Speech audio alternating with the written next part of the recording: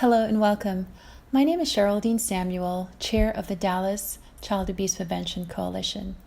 On behalf of the Awareness Event Committee, thanks for taking the time to view our message today. During this unprecedented time, we would like to acknowledge that we are dedicated to building a community where children and families are thriving and safe from abuse and neglect.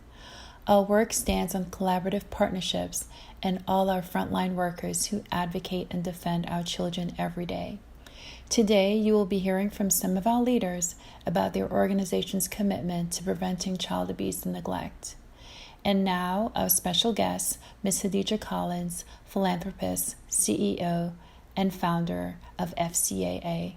Ms. Collins? Hello, my name is Hadijat Collins. I live in Frisco, Texas.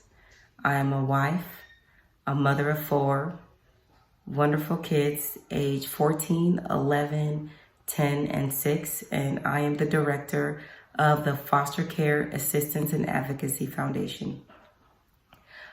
We started that foundation in 2019 because of my experience in the foster care system in California. I was born in Brooklyn, New York, to 2 Nigerian parents.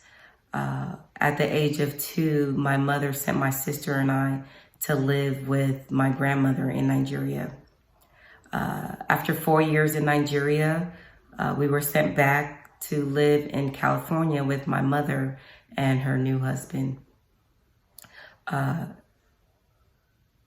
Pretty soon after we arrived from Nigeria, my stepfather became abusive to my sister and I. He was abusive physically, emotionally, and sexually to my sister and I. After 2 years, we ran away, and we ran away to her friend's house. Her mother called the police. My friend's mother called the police.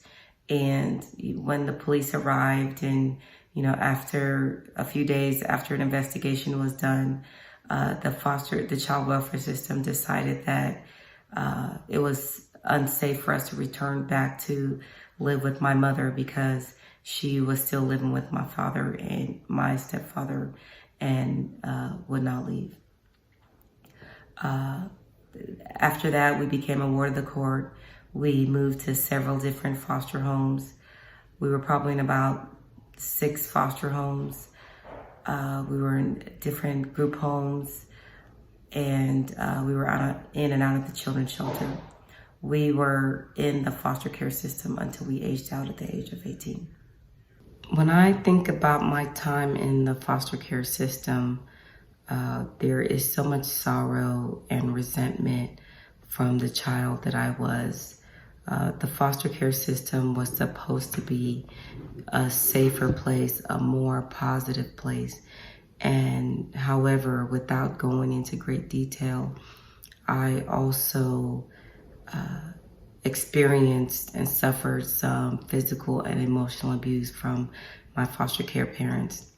And so you can imagine, as a child, you run away from home because you're suffering physical abuse, and you run right into a situation where that also occurs to you.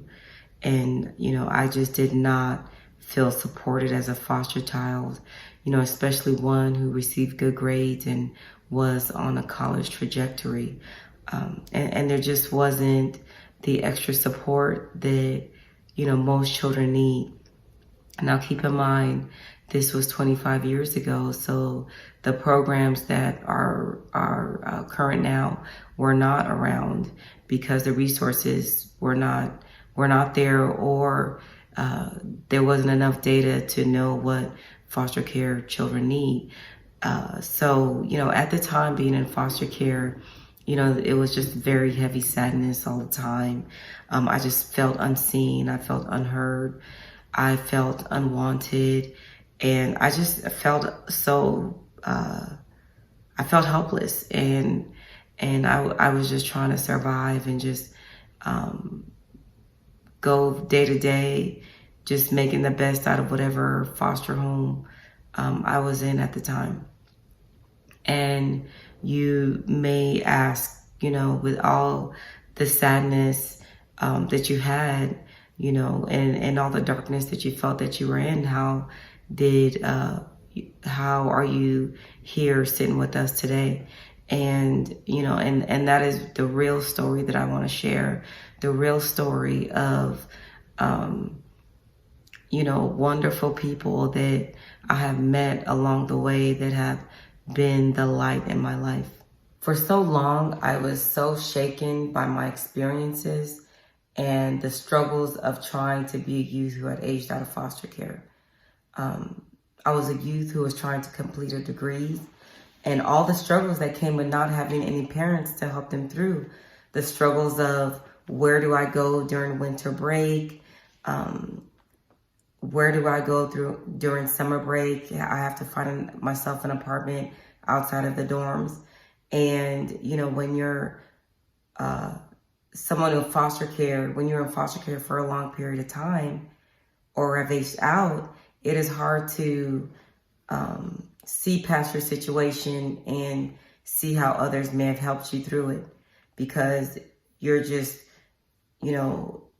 getting through your days and really not having a chance to slow down and reflect.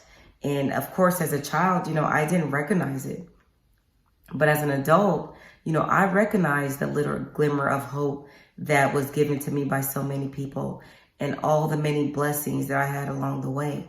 Blessings that show up as lifelong friends from high school, a CASA volunteer who, takes time out of their day to take you to a place you might ordinarily not have gone. A director of a foundation who took an interest in myself and my education. And because of those blessings, I sit here, in front of you now as a mother, a wife, someone who has obtained their bachelor's, their law degree, their business degree, and a master's of law and tax. I've been I was blessed enough to be able to practice law before I became a stay-at-home mom to my kids. And now, we started a foundation and are able to help those who are in the same situation that I was in so many years ago. So those blessings are the reasons why we started the foundation. We hope to be a small blessing to others. And sometimes that means a small birthday gift. Sometimes that means providing Christmas gifts to teens. Sometimes it means a small scholarship. So we're here to support foster care children in ways that maybe not everyone thinks about. And I hope that my experiences in foster care will provide me some insight and some guidance to make sure that we're not here just saying that we help, but we really are, doing the work and helping in the way that needs to be helped.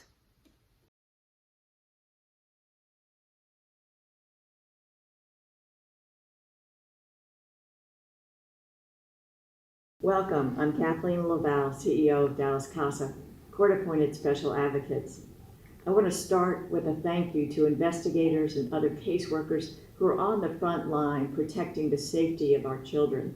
We all owe you tremendous gratitude and respect.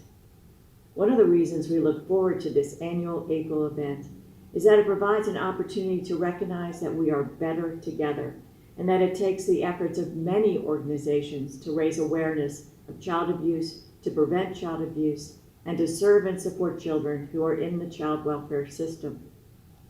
Dallas CASA provides a constant adult in a child's life during a difficult time of change and uncertainty, forming a caring connection with each child.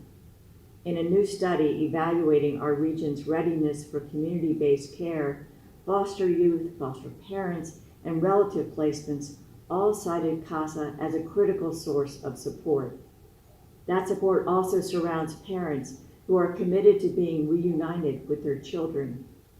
Last month, I attended the virtual graduation ceremonies of a dad and two moms who successfully completed the Legacy Court Drug and Alcohol Treatment Program and were successfully reunited with their children.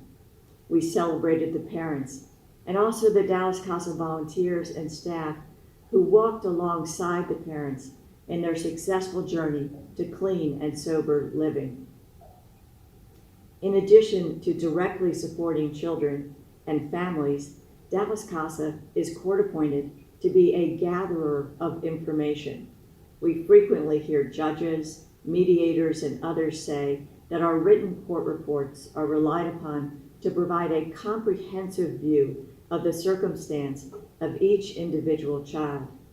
Through those reports and their testimony, our advocates provide our judges with observations they need to know how each child can overcome trauma and how each child's safety and well-being can best be assured.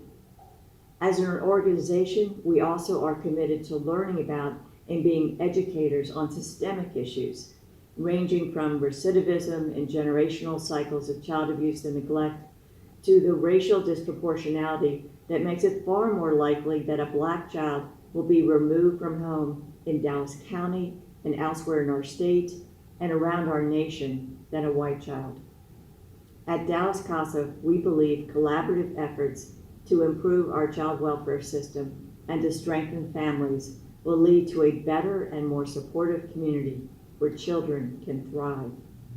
We all would like for awareness and prevention efforts to put us out of the child welfare business.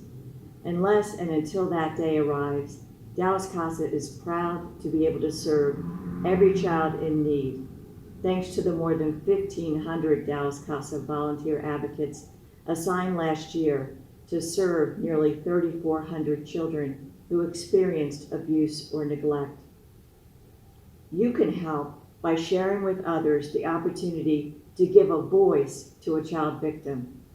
Learn more about becoming a Dallas CASA volunteer at dallascasa.org.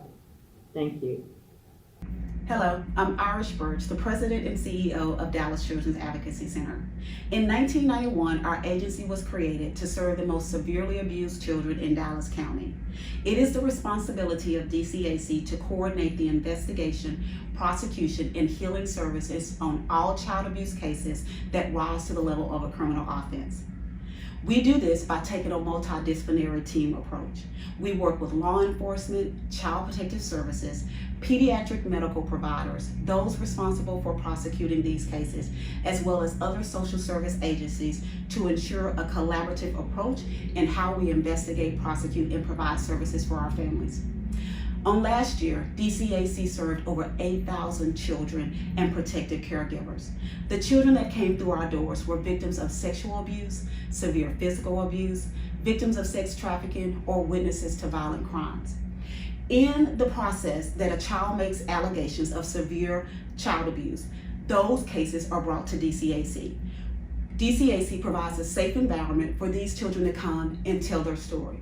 Our team of forensic interviewers are able to gather the information regarding the allegations and ensure that investigating parties are able to observe. This prevents the child from having to go from agency to tell their story over and over again. Instead, they come here and they tell their story one time. Our team of family advocates are here to be with our families throughout the entire process. They ensure that they understand what the process will be, what their rights are, and the resources that they need in order to help maneuver throughout this crisis. We believe that healing is essential in these cases. Our team of clinicians provide evidence-based, trauma-informed therapy to all of the families that we serve.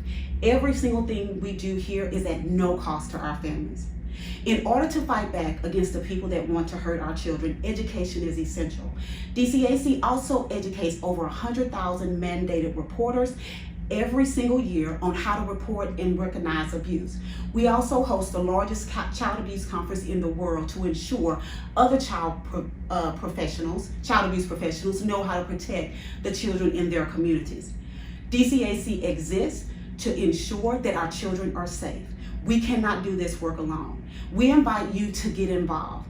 We invite you to contact the agency that works in this field. You can contact us at dcac.org to ensure how you can take action. And when you take one small action, you're not only protecting the children in Dallas County, but you're taking action in protecting your child also. Thank you. Hi, I'm Sophie Phillips, CEO of TexProtects and Prevent Child Abuse Texas. It is our mission that every single child has a strong, healthy, and safe start to life.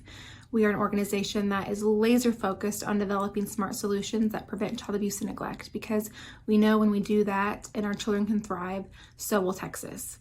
TexProtects puts the P in prevention through focusing on public policy at the state level, and also through partnerships with local communities and providers like yourselves that protect our children on the front lines every single day, because we know that protecting children is the foundation of our state. I'm Ona Foster, the CEO of Family Compass, and as we all know, April is National Child Abuse Prevention Awareness Month. Prevention is so critically important because it helps our partners in intervention be able to effectively do their jobs without being overwhelmed. And when we think about child abuse and neglect, it seems very complicated, and we know each case is unique. However, the response is actually fairly straightforward.